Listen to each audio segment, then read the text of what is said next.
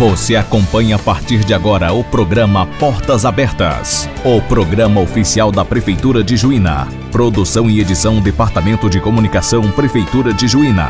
Olá, ouvintes! Hoje, segunda-feira, feriado 7 de setembro. Estamos iniciando o programa Portas Abertas, um programa informativo que leva até você notícias do Poder Público Municipal. Então, fique atento! Muito bem, tivemos neste final de semana o 20º Festival de Praia e Pesca em Fontanilas. Apesar de diversas ocorrências, tivemos uma excelente festa com a participação em massa dos juinenses. E com quase 200 inscrições, o Festival de Pesca ocorreu da melhor forma possível. Mas o assunto de hoje é sobre o feriado 7 de setembro. Então vamos aprender um pouco de história e saber o porquê desta data e também a história do Brasil até os dias de hoje. Participe do programa Portas Abertas. Críticas, sugestões ou faça perguntas através do aplicativo WhatsApp 9230 7744. Informação é da sua conta. Programa Portas Abertas.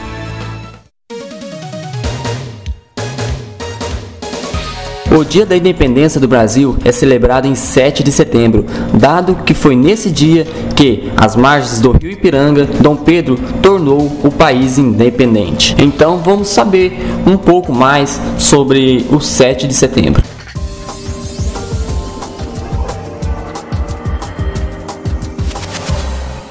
No dia 7 de setembro, comemoramos a independência do Brasil. Uma data cívica que já foi usada para propaganda nacionalista, especialmente durante os governos autoritários. Hoje em dia, a data continua sendo motivo para desfiles militares e discursos patrióticos, mas sem o grande apelo de uma festa popular e espontânea. Sem dúvida, a data é aguardada por ser o primeiro feriado nacional do segundo semestre. Por isso, preparamos algumas dicas para você entender um pouco mais desta data. Até 1860, a data não era marco de comemorações oficiais. A intenção de construir uma memória histórica levou o Império a identificar o dia 7 de setembro de 1822 como o início de uma nova era para o Brasil e Dom Pedro I como seu personagem principal. Entre os esforços de construção dessa memória, destaca-se a inauguração de uma estátua do primeiro imperador no Rio de Janeiro, na atual Praça Tiradentes. Outro marco foi a construção do Monumento do Ipiranga, em São Paulo, hoje Museu Paulista. Nesse contexto é que foi encomendado, já no final do século, o painel de Pedro Américo, Independência ou Morte, para ocupar lugar de destaque no monumento. O painel foi um dos principais instrumentos da criação de uma memória da independência, a considerar a imensa quantidade de reproduções em livros até hoje. 7 de setembro é um ponto de referência simbólico da independência do Brasil, mas não deve ser visto como definidor da autonomia política. Desde o século XIX até o final do século XX, a historiografia sobre o assunto discutiu a independência em termos de ruptura ou de continuidade em relação ao sistema colonial e à monarquia portuguesa. Mais do que perceber a independência como término da autonomia política, pesquisadores têm investigado o processo de construção da nação ao longo dos tempos. Esses estudos, inclusive, têm contribuído para a superação da ideia de que a independência do Brasil foi pacífica. Entre os acontecimentos que contribuíram para a independência está a transferência da corte portuguesa para o Brasil em 1808, devido à crise política instaurada em Portugal. Outro ponto foi a mobilização das elites regionais do Brasil em defesa de maior participação política. Isto significa que a independência foi um processo intenso, marcado por divergências, conturbação e dinamismo. O processo foi potencializado pela ativa participação de escravos e homens livres pobres que se mobilizaram pela emancipação e pela construção do Estado Nacional. Se, por um lado, a monarquia lusa ficou a salvo ao transferir sua sede para o Brasil, por outro, reforçava o quanto a crise do antigo sistema colonial era definitiva. A manutenção da escravidão e da monarquia foram os elementos que caracterizaram a independência do Brasil e indicam que 7 de setembro foi apenas um momento de um intenso processo que envolveu variados interesses na construção da nação. No Brasil, movimentos contestatórios como a Revolução Pernambucana de 1817 apontavam para a intensa instabilidade política do Brasil e para a necessidade de projetos que dessem conta das diversificadas demandas sociais. Em 1820, um movimento revolucionário pela monarquia constitucional ganhou forma na cidade portuguesa do Porto, pressionando para o retorno do rei sob uma nova ordem. Isso acabou por contribuir para a mobilização política também no Brasil, seja dos setores das elites interessadas em marcar um lugar no jogo político interno, seja dos setores pobres da sociedade, esperançosos de que uma nova Constituição em Portugal resultasse em mudanças, como, por exemplo, na questão da escravidão no Brasil. Mesmo declarando apoio ao movimento constitucionalista português, o então regente Dom Pedro consegue organizar em torno de si um grupo de defensores da autonomia do Brasil em relação a Portugal, ainda que sem intenções nacionalistas. Aliás, não se falava em independência como separação, mas como liberdade política, ou seja, autonomia. Autonomia para definir os rumos da instituição da escravidão, conforme projetava a classe dominante. A independência é melhor compreendida quando analisada a partir da ideia de que os diversos movimentos dos diferentes setores sociais conformaram a construção da nação brasileira. Portanto, a independência não ficou resolvida em 7 de setembro e nem foi produto da ação heróica e individual do Dom Pedro I, como faz crer aquela imagem criada por Pedro Américo. A data pode ser motivadora de uma reflexão sobre o significado que os símbolos políticos adquirem ao longo do tempo, bem como o uso que é feito deles. É hora de se ligar. Está sendo o maior sucesso a campanha Nota Premiada da Prefeitura Municipal de Juína. A cada R$20 em nota fiscal ou cupom fiscal de serviços, você tem direito a um cupom para concorrer a uma caminhonete 0 km. E a cada R$100 em nota fiscal ou cupom fiscal de mercadorias, ganhe cupom para concorrer a uma moto 150 cilindradas e mais televisores de 40 polegadas. Plantão de troca de cupons na Prefeitura Municipal de Juína, de segunda a sexta, das 7 às 18 horas, inclusive no horário de almoço. Preencha os seus cupons e fique na torcida. Programa Portas Abertas. Muito bem, agora vamos saber um pouco mais da história do Brasil.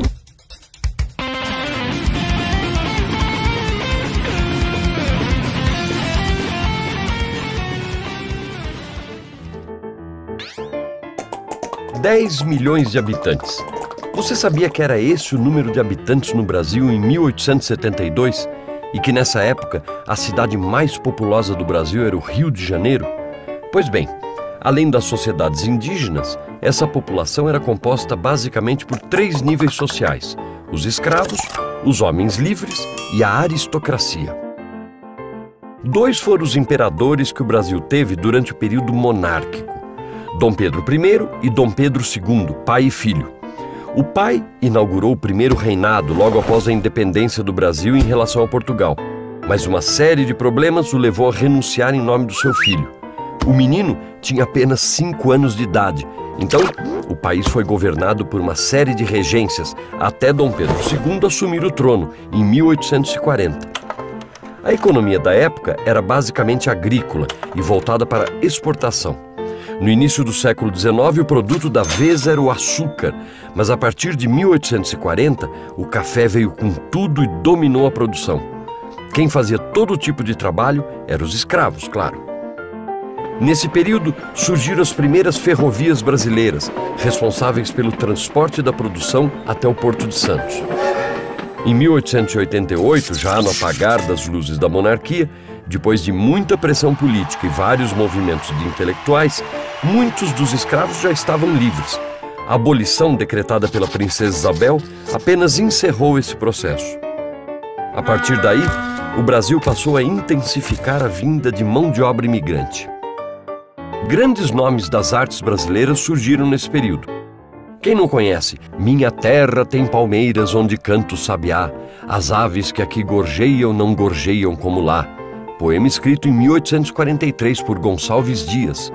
Artistas como Pedro Américo e Vitor Meirelles pintaram quadros que são referências até os dias de hoje, O Grito do Ipiranga e A Primeira Missa do Brasil.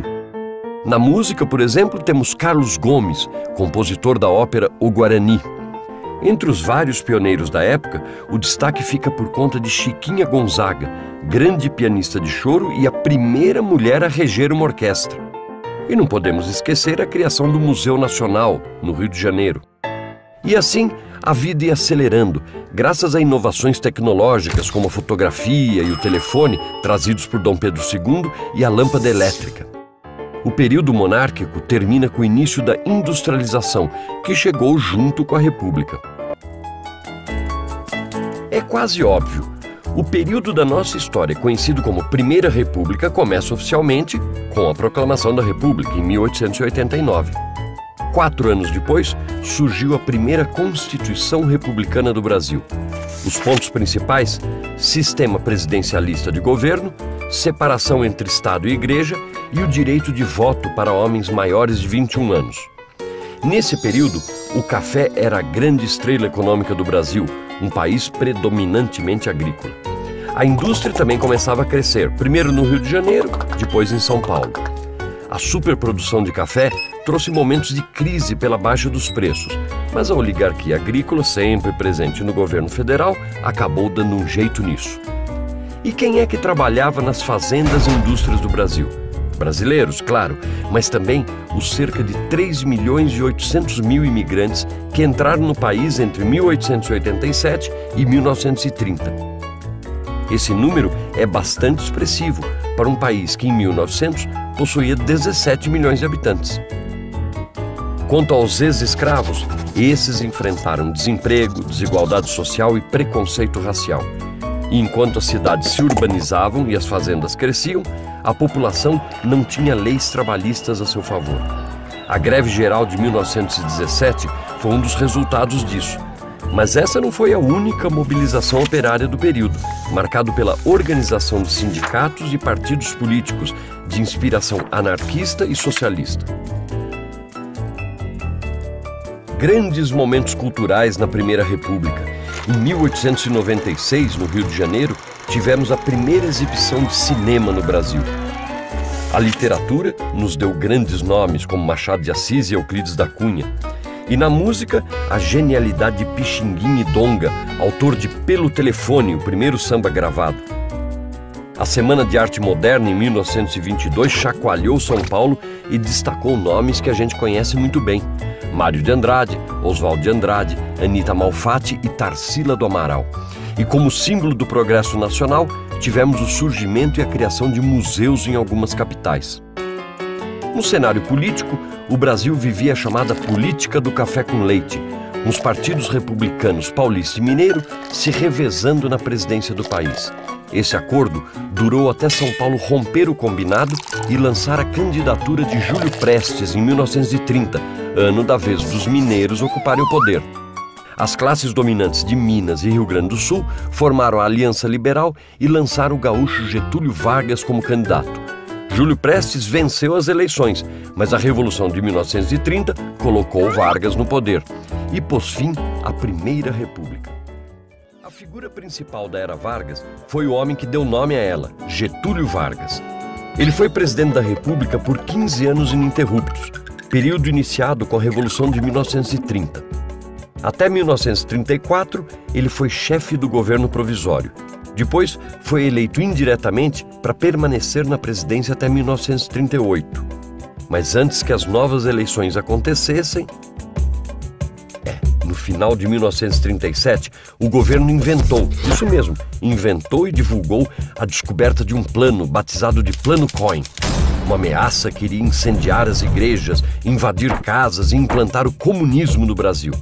Foi o suficiente para que o Congresso Nacional declarasse estado de guerra. Em 10 de novembro de 1937, Vargas e os militares aplicaram o golpe político que iniciou a ditadura conhecida por Estado Novo. Durante os 15 anos da era Vargas, houve um grande investimento na industrialização do país, promovido pelo próprio Estado brasileiro. A produção interna começou a substituir as importações e a indústria de base alcançou grande crescimento. Em 1939, foi descoberta na Bahia a primeira jazida de petróleo do Brasil. Foram anos de nacionalismo, com o Estado controlando a produção nacional de petróleo e com a criação de organismos que permitiram ampliar a variedade de produtos agrícolas para exportação. Em contrapartida a todo esse desenvolvimento, a população, tanto brasileira quanto mundial, passava por uma condição de empobrecimento e desemprego. No nosso país, as reações a essa situação, iniciadas na Primeira República, continuaram através de várias manifestações populares. Getúlio Vargas praticava uma política populista que o levou a ser chamado de pai dos pobres.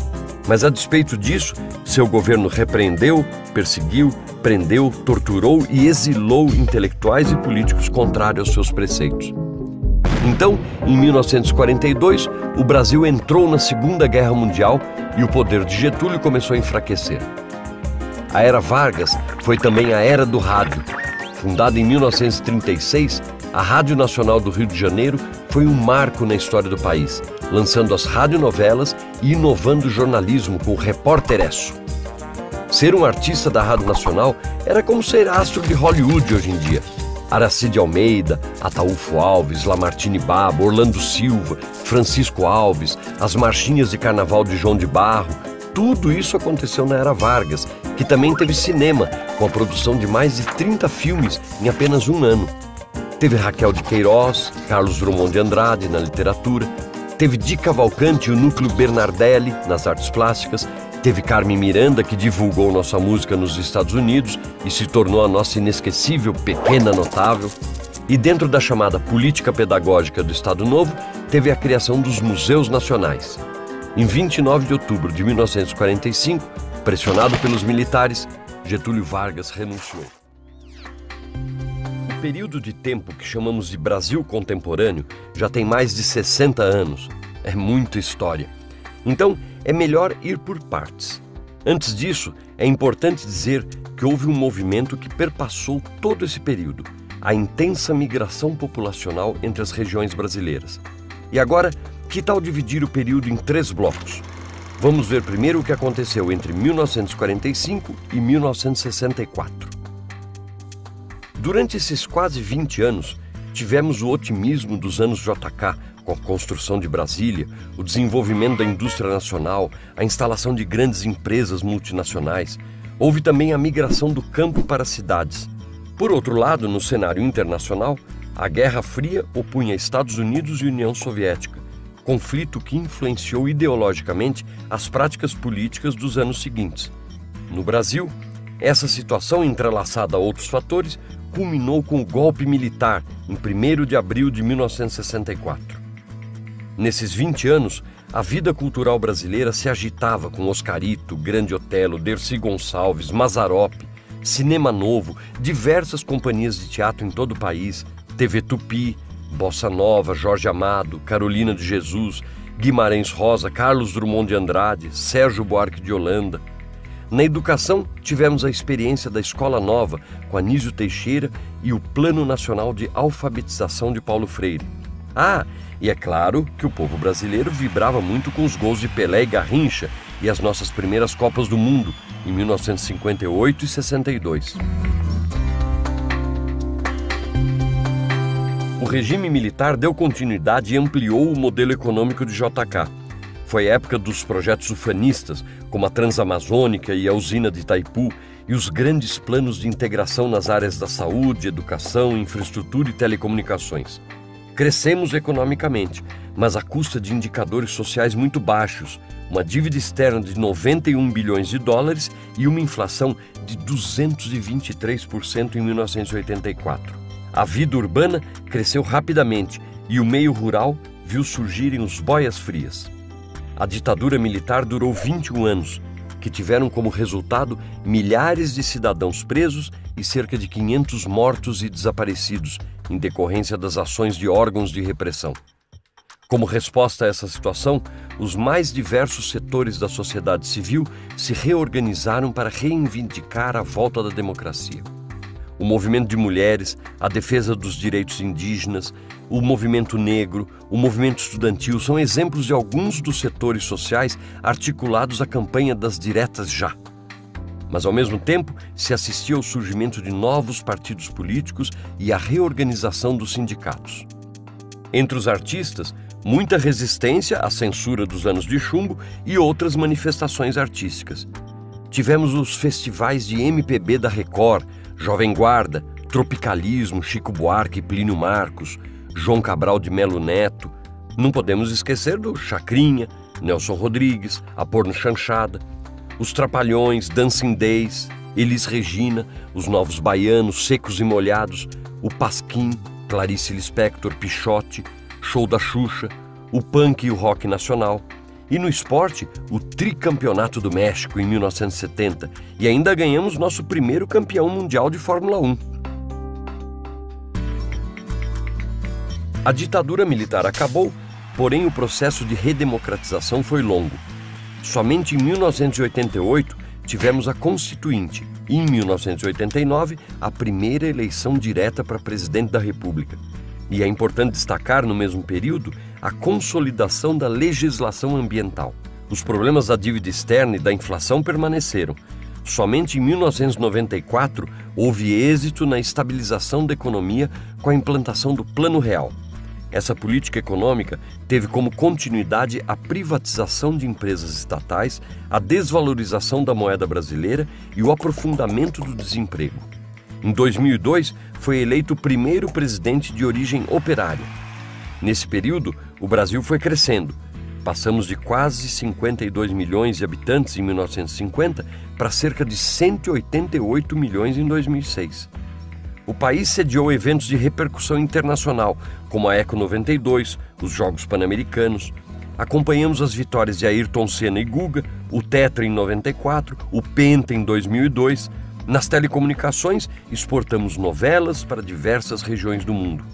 A nossa produção cultural ganhou força na área cinematográfica, com filmes como Carlota Joaquina e Central do Brasil. A música sertaneja e o axé music movimentam milhões de reais na indústria fonográfica. A juventude vê surgir o rap e o funk e cada vez mais a tecnologia ganha espaço. Internet, celular, redes sociais, a realidade cada vez mais virtual. Mas é claro que o século XXI não é só isso. Tem muito mais em arte e cultura. Houve um fortalecimento à preservação do patrimônio nacional e a ampliação da legislação de incentivo à... É hora de se ligar. Lei Federal 13.106 de 2015 torna crime a venda de bebidas alcoólicas a menores de idade. Pena prevê prisão e multa. Portanto, aquele que vender, fornecer, servir, ministrar ou entregar, ainda que gratuitamente, de qualquer forma, a criança ou adolescente, bebida alcoólica ou, sem justa causa, outros produtos cujos componentes possam causar dependência física, poderá ser penalizado com prisão de 2 a 4 anos e multa, que variam de 3 a 10 mil reais. Disque Denúncia. Disque Denúncia 100, Conselho Tutelar 3566-1022, CREAS 3566-1953. Dar ou vender bebida alcoólica para menor agora é crime.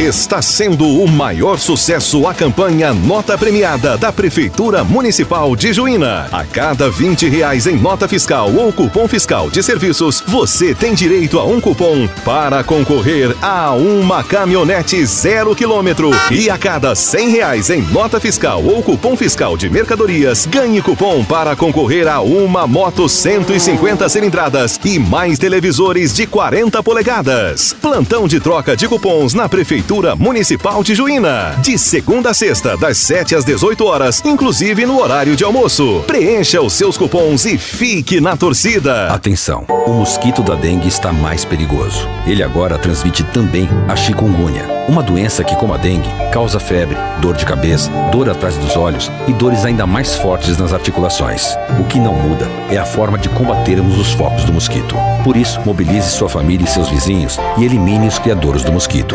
Dengue e chikungunya. O perigo aumentou e a responsabilidade de todos também. Ministério da Saúde, Governo Federal. Programa Portas Abertas.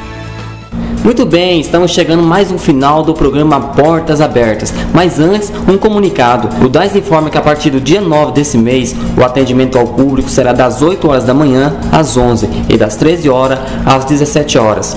Também, amanhã, iremos falar sobre o Festival de Pesca.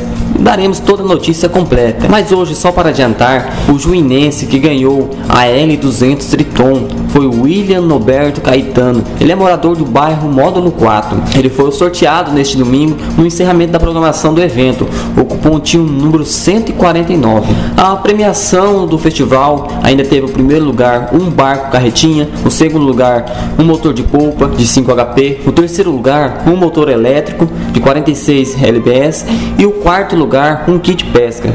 Já a relação dos ganhadores dos demais prêmios daremos amanhã a partir das 12 horas, então você não pode perder. Um abraço e até lá!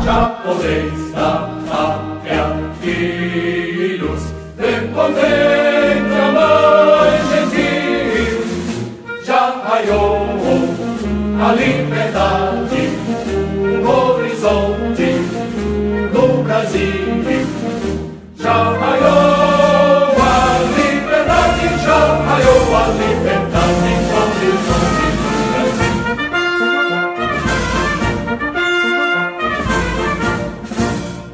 Brava gente brasileira, longe vá, temos servir.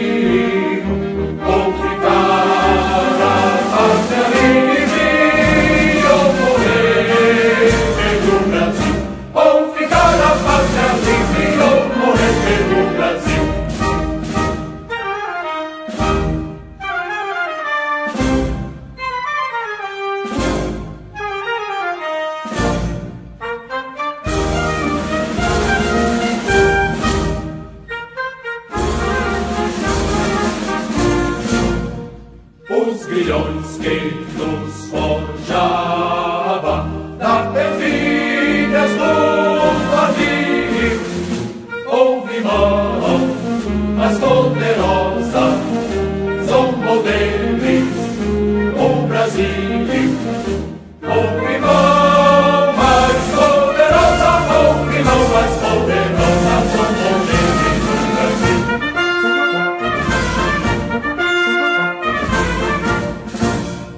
Brava gente brasileira, longe vá, temos seguir, ou ficar a pátria livre, ou morrer pelo Brasil, ou ficar a pátria livre, ou morrer pelo Brasil.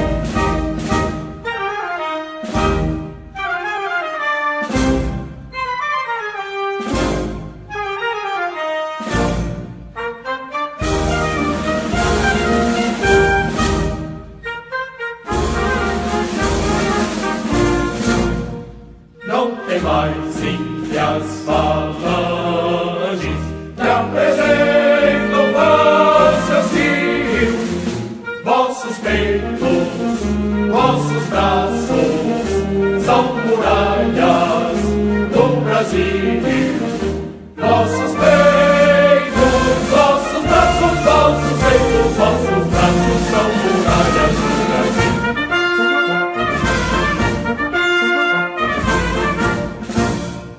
Brava gente brasileira, longe vá, temos servir, ou ficar a pátria livre, ou morrer pelo Brasil, ou ficar a pátria livre, ou morrer pelo Brasil.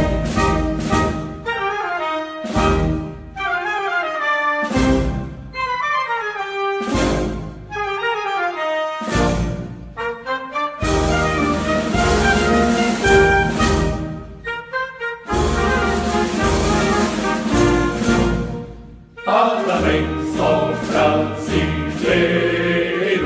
já com cargo juvenil do universo.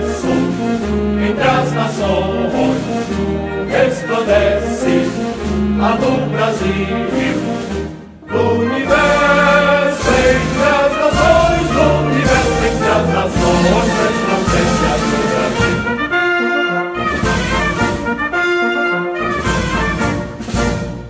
Brava gente brasileira, longe vamos servir, ou ficar a pátria livre, ou morrer pelo Brasil.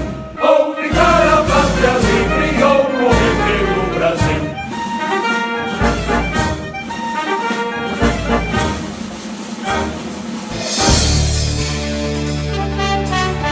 Você acompanhou o programa Portas Abertas, o programa oficial da Prefeitura de Juína.